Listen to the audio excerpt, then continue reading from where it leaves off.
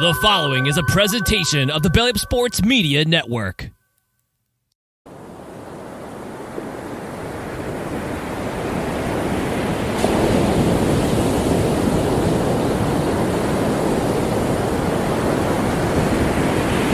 It's time to BS.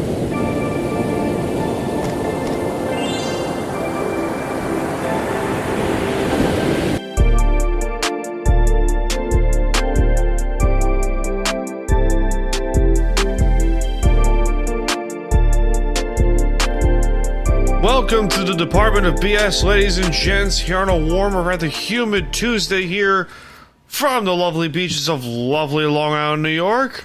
It's time to BS, and I'm Staniel Smooth. We are part of the Belly Up Sports and Belly Up Media Networks, presented by our friends over U Stadium, so download the app and get the best sports news and takes here today. Loaded show here, to say the least. It is a nice little comfortable Tuesday here, to say the least. We got some hockey talk. The Rangers are out. The Stanley Cup final is set, featuring Titty Tuesday. Dave Meltzer proceeds to piss me the hell off. Some baseball talk, and we'll close out the show with a new segment called A Moment with Bro Yoda, where I just ramble on for a little bit, get some real talk, because that's what I love to do here. So let's start things off here today, ladies and gentlemen. It's been a very eventful few weeks here from the bullshit department. Couple shows ago, I mentioned how my weight is not doing particularly well. My health as a whole was not doing particularly great. And I talked about it on a few shows ago, and it's concerning. I talked about it a couple episodes ago about how I was diagnosed with sleep apnea, moderate to severe sleep apnea, and doctor said I gotta lose up to or more than 100 pounds in order for it to truly go away.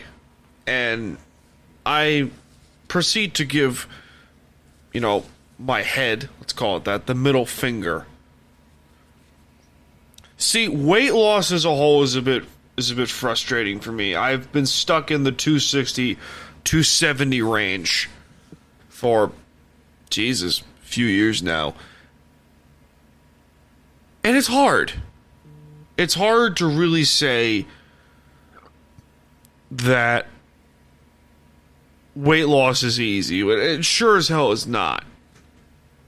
But I have hope, I have confidence, I have this determination, this drive, however you want to call it, that I want to keep losing the weight. And I've been eating a little bit better. I've been not eating as much at night, because that's a killer for me. Oh, God, it's a killer. The whole popcorn, just, as everyone loves a good bowl of popcorn every now and then. I do that from time to time, but now I'm putting on a good amount of muscle in my arms. Got a nice little arm workout today. Yeah, we like that. We like these things. It's exciting. Nice arm day. And boy, my triceps are sore. But now, ladies and gentlemen, we got a good show for you. Some baseball talk as well. But that being said, ladies and gentlemen, let's get on with the rest of the show. Well, this is also episode 222. It's Tuesday on a Tuesday. No? Tough crowd.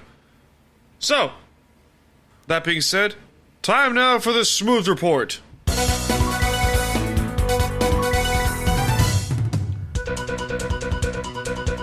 This is the Smooth Report, a weekly update in the world presented by our friends over at Canadips.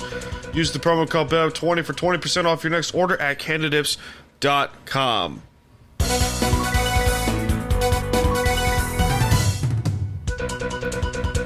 The New York Mets' disappointing season has gone from bad to hilariously worse in a matter of days. Reliever Jorge Lopez was released by New York after not only throwing his glove into the crowd, but calling the team, quote, the worst effing team in the MLB. Let's just say that didn't go so well. He was DFA'd and later released by the club. Kids, note from your parents, please don't do that.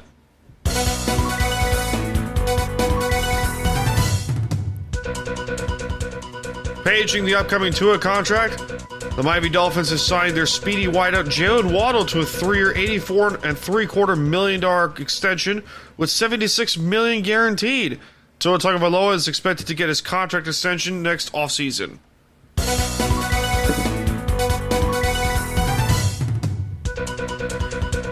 The Minnesota Vikings have finally paid Justin Jefferson a 4-year, $140 million contract extension with the Vikings, makes him the highest paid non-quarterback in the league, per Ian Rappaport.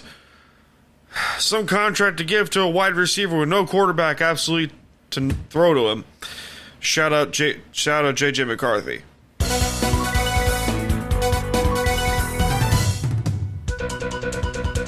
And finally, Chipotle has become the latest victim of shrinkflation. Due to the ever-rising costs of food goods and such, the popular chain restaurant has began to decrease portions of their popular dishes to combat skyrocketing prices.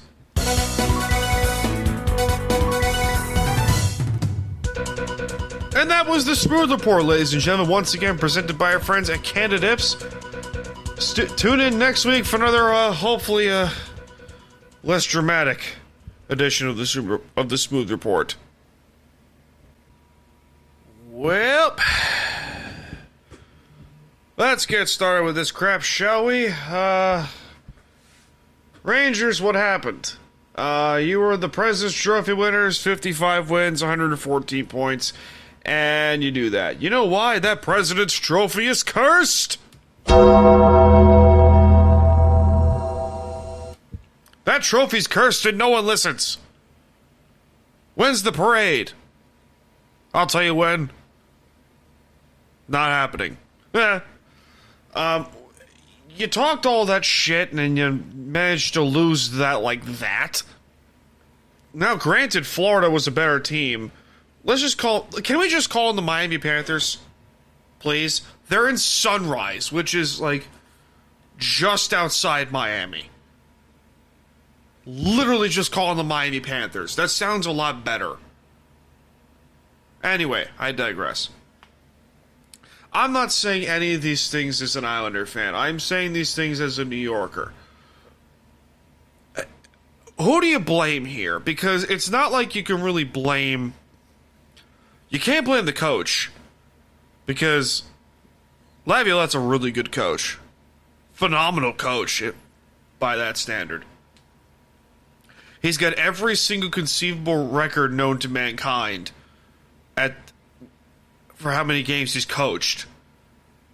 And, well, he's not Scotty Bowman, I get that. But, you know, he's still a damn good coach. A great coach. But I want to point this out here. Artemi Panarin signed 5 years ago an $81.5 million contract with the Rangers. In 46 playoff games with New York, he has 12 goals. He had 2 in the entire Eastern Conference Finals, 0 last year. Mika Zibanejad scored 3 goals in the entire playoffs this year. Panarin, to put in perspective, had 5. You talked all that shit, this fan base did, about how, we're going to win the cup, we're going to do this. It's a team of destiny, 30 years since the 1940 Cup winning team. And you completely forgot that Florida, this was a mismatch from the beginning. Because, 1, Florida went to the final last year. 2 years ago, Florida won the President's Trophy. Number 3, Florida's a bigger and better team. They flat out deserved to win this series. This was a buzzsaw waiting to happen. This was a flat out buzzsaw. Now, I personally cannot wait for this final to start. But this is about the Rangers. Congratulations to Florida, for starters, for winning the Eastern Conference and earning a trip for the second year in a row to the Stanley Cup Final. But, as I said before, this is about the Rangers. What the fuck happened? Because you're this great team. They were a great team this year. Phenomenal. On the power play, on the penalty kill, they were great. And for some reason, they just hit... They hit a buzzsaw and they ran out of gas. Now, that could also due to, in fact, that the President's Trophy, which they won, is fucking cursed. Seriously, I think one team, granted in a strike-shortened season, has won the President's Trophy and the Stanley Cup the same year. And that was the 2013 Blackhawks. Since then, I think 4 teams have won the President's Trophy and have won the Cup. Or have made it to the finals since 1990. Please prove me wrong. I hope I am wrong. But, again, Rangers talked all that shit. The fan base talked all that crap. And it sucks. It does suck because this is a team that could have won the whole damn thing. But once again, that trophy's cursed. Hockey fans know it. The President's Trophy is cursed. Apologies to the Rangers. But see you on the golf course. Next 18 holes are on us, courtesy of the entire New York Islanders fan base. Oh, speaking of the Stanley Cup Final, the matchup is set, ladies and gentlemen, and holy titties, we got a great matchup. Pun intended. The Edmonton Oilers, who are looking for their first cup since 1990, are in the final for the first time since 2006 when they lost in 7 to the Hurricanes.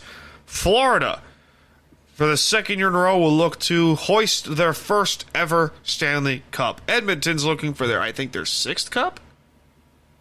I think it's their 6th one. 6th? 5th? I don't know. I think it's their 6th. Anyway, I lost track. It's too many. Too many to count. I can't say that as an Islander fan because we won 4 in a row in the 80s, but hey! Shit happens. This is going to be such a good matchup. I can't fucking wait. I can't wait. Florida's a feisty bunch. They're a big team. They're feisty as shit. Like, wow. They plowed their opponent. They rightfully deserve to be here. Edmonton went through a coaching change mid-season. And since then, they've just been playing fan-fucking-tastic. They have a plus 57 goal differential, which is, I think, 3rd in the entire Western Conference behind Winnipeg and Dallas with a plus 64. Edmonton also has a very interesting goaltending story. Jeff Skinner. Jeff Skinner? I think Jeff Skinner? Stuart Skinner, excuse me. Why did I think of Jeff Skinner? Same thing. Stuart Skinner's had a rough year. Really rough year. He's gotten better every now and then. He has a .905 save percentage, 36, 16, and 5 in 59 games played. Sure? Just sure? McDavid's going to win the MVP. Dude's got 132 points. He's been ridiculous. Zach Hyman leads the team in goals with 54. McDavid leads the team in assists with 100. As for their opponent, the Florida Panthers, as I said before, they've been here before. This is their second year in a row they've been in this situation. Sam Reinhart leads the team in points at 94. Also in goals with 57 is Sam Reinhart. Assists, Matthew Tkachuk. What a trade that was. Woo! They're an all-around really good team. They're deep, too. Holy shit, they're deep. But they're going to beat you. They're going to beat you up. I'll give you credit. They're going to beat you up. And our good old friend, good old Bob, has been really good this season. Alex Stolarz, however, leads the team in save percentage with .925. Bobrovsky has a .915 save percentage. Still great. I will now make my decision. Who's going to win the cup? Who's going to win the cup?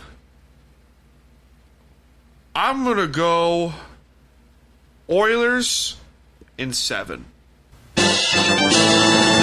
That is my decision. I look forward to jinxing this club. My apologies to the Edmonton Oilers for losing in 7 to the Florida Panthers. You have been jinxed. My apologies. But this is what happens. This is what happens when you deal with Mr. Smooth. The Secretary of Bullshit, the King of Nonsense, the leader and the President of the Department of Bullshit. It is I, Staniel Smooth.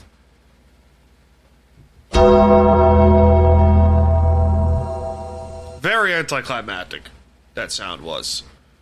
Regardless, may the best team win and live to fight another day. That didn't sound right. That sounded horrible. Okay, retry. May the best team win to hoist the almighty cup and dine with Lord Stanley himself. Good luck, lads. Let's have a good series. I'm very curious to see where people are going to land here on this particular topic. But baseball fans freaking rejoice. Angel Hernandez, the most hated man in the history of baseball, has finally retired from his umpiring career. And I have a serious question. What in God's green earth took so long? What took so long? Here's my thing. I am what you would call a disgruntled baseball fan. I'm a Yankee fan who happens to live on Long Island, surrounded by a family of Met fans. How that works, don't know, don't care. I've rolled with it my entire life. Baseball has grown less and less enjoyable for me. Not like that opinion matters of mine, but who cares? I'm still gonna talk my shit. This man has made so many bad calls throughout his entire umpiring career. It makes Phil Luckett of the NFL look like a genius. I'm convinced that Angel Hernandez must be smoking the most strong-ass weed with Snoop Dogg. Smoke weed every day. That being said, no stoned individual can be that obliteratedly high and make as many bad calls as this man has made. Now, I think we can probably agree that Angel Hernandez is the sole reason to why you can never trust the officials in a game. The officials decide the game. But in this case, he just... How in God's green earth this man umpired a game for so long? For so long.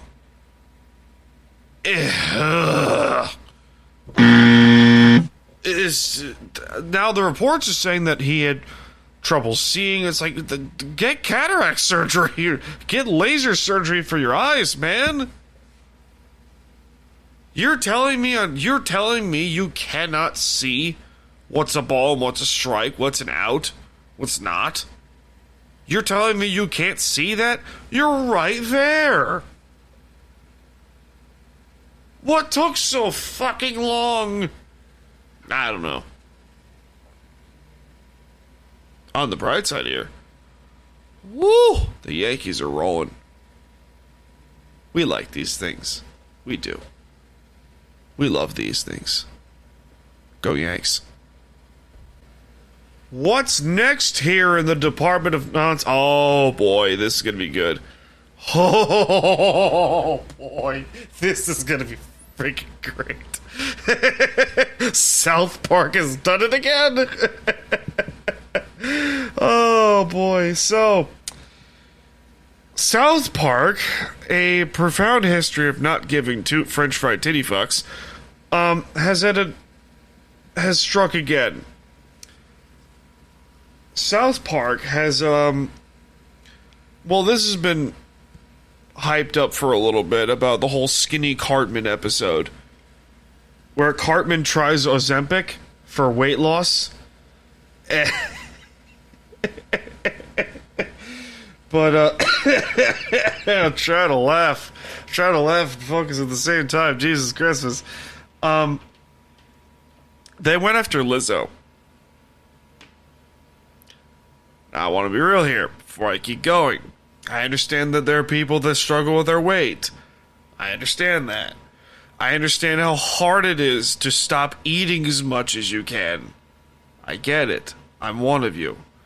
I also understand how hard it is to control yourself when it comes to what goes in your mouth and what doesn't. I get it. But this was fucking funny. Here's my thing with comedy. Here's my thing. If it makes you laugh, it's comedy. If it doesn't make you laugh, okay, that's fine. But Lizzo has been, quote, attacked by South Park for their jokes on Ozempic and the obesity epidemic as a whole. Quote, take Lizzo if you want to not give a fuck about your weight. Maybe if you, I don't know, actually took care of yourself. But this whole thing was funny because they just went after, they just leaned into it. It was great. They went after the pandemic. They went after Disney. They went after pandering. And they just keep coming. It's great. Comedy is fantastic. But the whole thing is that Lizzo, for some reason, just took it as not as a joke, but as like a fact that people are making fun of her. Well, because it's easy. It's easy. Maybe, Lizzo, if you stop trashing people for your problems and take some, quote, accountability, maybe you'd be viewed as less of an asshole. You know, like a normal person would fucking do. But here's not my job to trash people for their insecurities. No, that is not my job, ladies and gentlemen. My job is to have fun and talk some shit. But here we are. South Park, I love you. You always, for some fucking reason, continue to make me laugh. And I love it. I love it. I love all of it. But this whole thing with South Park, just the obesity epidemic as a whole has been a growing problem for decades and decades and decades. And I think if you're going to trash people because you're insecure about your weight, that's not a thing you should do. If you have a problem with something, go do something about it. You know, go treat yourself. You know, have a salad. Have some chicken and mushrooms. You know, enjoy what you eat, but also eat, you know, responsibly. Don't be Lizzo. Don't blame people for your bullshit. Work on yourself. Go do that, ladies and gentlemen. This is Dr. Staniel Smooth telling you, go fucking work on yourself, please. I'm gonna get really angry at this next topic, But I'm fully convinced that Dave Meltzer is booking AEW and not Tony Khan. I'm fully convinced. For those who don't know who Dave Meltzer is, Dave Meltzer runs the Wrestling Observer News articles and podcasts and radio shows. This man, who has never stepped foot in a ring in his life, has made a career based off of these stupid star ratings he gives out for matches. Don't believe me? 13-time world champion, TNA and WWE Hall of Famer Kurt Angle doesn't have a single 5-star match according to Dave Meltzer. But imagine you put Kurt Angle in the Tokyo Dome, what happens? Dave Meltzer focuses only on good matches and not the story. Who does the most flips, who does the most acrobatic stunts, who, blah, blah, blah, blah, blah. And not who draws, who gets over, who's the heel, who's the babyface. Finally, a good match. The entire fucking points of wrestling, of professional wrestling as a whole, that dates back to the fucking 50s. Dave Meltzer, who, by the way, has a constant hard-on for Kenny Omega and the Young Bucks, will defend his boys no matter what, and says, oh yeah, AEW is doing fantastic. Like, shut the fuck up. AEW has so much potential. They've had so much potential the last 5 years and continue to flush themselves down the toilet and shoot themselves in the foot consistently. It's so hard to root for something that is blind to their own faults. Dave Meltzer. This man consistently praises AEW and New Japan Pro Wrestling, but does not focus on, the biggest drawing wrestling company in the entire fucking planet, the WWE. He talks trash about them all the time. He says, if AEW did this, everyone would lose their minds. Like, yeah, because AEW consistently takes shots at WWE for no fucking reason. I get it. You want to build yourself competition. I get it. But I could talk trash about AEW, but I won't. I won't, because there's a lot of stuff that they do that's good. Like giving indie wrestlers a job and a place to perform, make money, and wrestle, and have a good time. Without AEW, Cody Rhodes would not be the biggest babyface in the world. Without AEW, MJF would not be the biggest star in terms of a heel persona in the entire company. MJF would not be where he is now without AEW. I digress. Dave Meltzer has no room to talk in this argument. This man has never stepped foot in a ring. He's never managed anyone. He's never booked a match. He's never promoted a match. He's never ran a wrestling promotion. He's done nothing in the wrestling ring. Nothing. And he has no room to fucking talk here. None. Zero. Zitch. Nada. Nothing. No room to talk. But everyone goes to him because he's the, quote, wrestling czar, as some people would say. But this is ridiculous. Going back to AEW. AEW, right now, has TNA and Ring of Honor levels of talent with ECW levels of unnecessary and late WCW levels of booking. It's so bad. It is bad. And it's like, what the fuck? I'm genuinely confused in how AEW consistently shoots themselves in the foot. And Dave Meltzer never sees this shit. He thinks everything's fine and dandy, everything's going well, blah, blah, blah, blah, blah. Come stroke me off, Kenny Omega. Brian Alvarez, who's been a major AEW supporter since day fucking one, even he is turning on Dave Meltzer. Brian Alvarez, the guy who runs that radio show, he's turning babyface on Dave. This is fucking great. The levels of ineptitude, the levels of stubbornness and stupidity that we have to...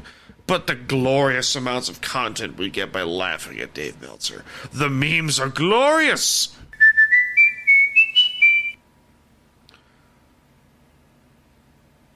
I'm still blown away how Dave Meltzer has never given a single 5-star match to Kurt Angle. But he'll give a 10-star match to Will Ostrich or Will Ospreay. You know? It all depends on how many flips you fucking do. If you want to see how many flips you do, go watch Circus Delay in Vegas. Great show. Go watch, the Ringling Brothers or some shit. That's an outdated reference. Oh my god. By the way, Dave Meltzer looks like every dude, looks like the guy you'd want to avoid at the office party. That's the guy you want to avoid. He looks like every accountant ever. Ugh. I got a headache. I want AEW to succeed, man. I really do.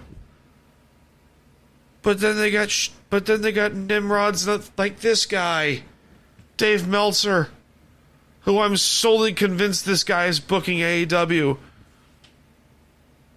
The stories make no sense. The booking makes no sense. Yeah, they're good matches. But nothing makes sense. Like, Tony Storm is a heel, I guess. I don't know. But he still thinks Chris Jericho is worth 5 stars. Ugh. No. This man must be smoking with Snoop Dogg.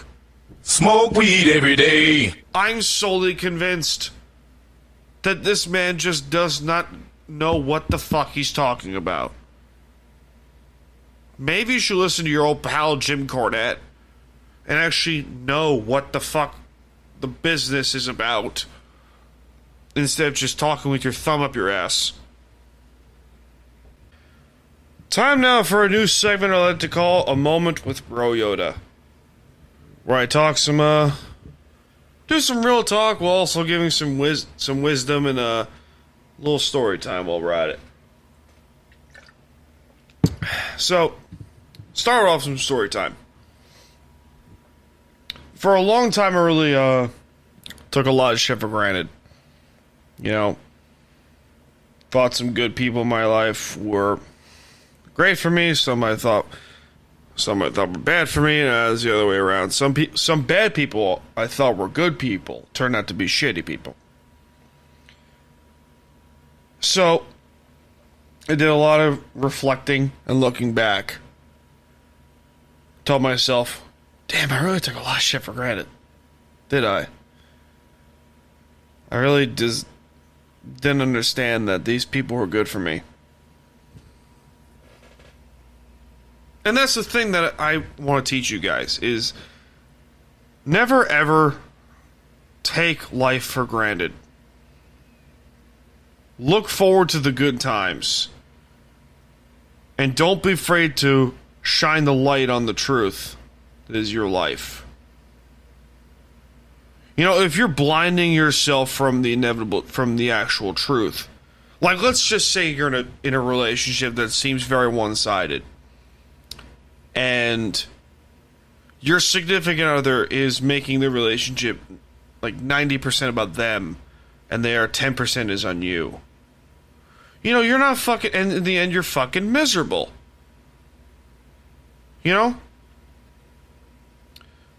It's just, you have to tell yourself the truth and ask, do you really love this person? 'Cause that's the thing. If you don't, fucking leave. Now, it gets a lot more difficult if you have, like, bank accounts and blah, blah, blah, blah, tied with each other. Lease on a house or an apartment or whatever the fuck. Mortgage. I get it. But in the end, take some time for yourself to heal and allow yourself, just give yourself permission to heal. The forward path is rough and rocky as hell, but sometimes it's smoothing itself out over time. Eventually life gets better and everything becomes a joy to be around. And never ever take that for granted either. Never take the good stuff for granted. But when things turn sour, you better open your eyes up and remind and tell yourself, the hell am I doing? I'm not happy. I'm fucking miserable. Why is that? Why am I miserable? Why do I feel miserable? It's because I took this for granted. Took a lot of shit for granted. I wasn't happy. I said I'd rather stick myself on this shitty relationship than be with people that actually give a shit about me. That's what I did. I regret it. I absolutely regret it. I did that twice. I regret it. I wish I never did those things. It's the past. I get that. Every now and then I feel regretful about it. But in the end, past the past, you gotta move on. And enjoy your life, guys. Don't be afraid to enjoy your life. I mean that. So today as we're recording, it's June 3rd. 4th? Excuse me. It's June 4th. Sorry. June 4th, 2024, and that means it's the start of Pride Month. I'm not gonna lie, I genuinely don't give a shit, and that's probably because that no matter what your skin color, gender, identity, whatever, I don't care. I'm still gonna treat you like gold because you deserve that. This is my whole thing about it is this. About Pride Month. This is also June is Men's Mental Health Awareness Month, but I'll tackle that another time. Be whoever the hell you want to be. This is America, after all. You're free to be whoever the hell you want to be. Let's just throw this out there and say let's just throw this out there and say I have a son, which I don't, or a daughter, which I don't. I don't have any kids, but let's throw this out there and say my child comes up to me and says, "Dad, I'm bi." Be like, great. That doesn't change my viewpoint on you. Doesn't change the fact that you're my kid.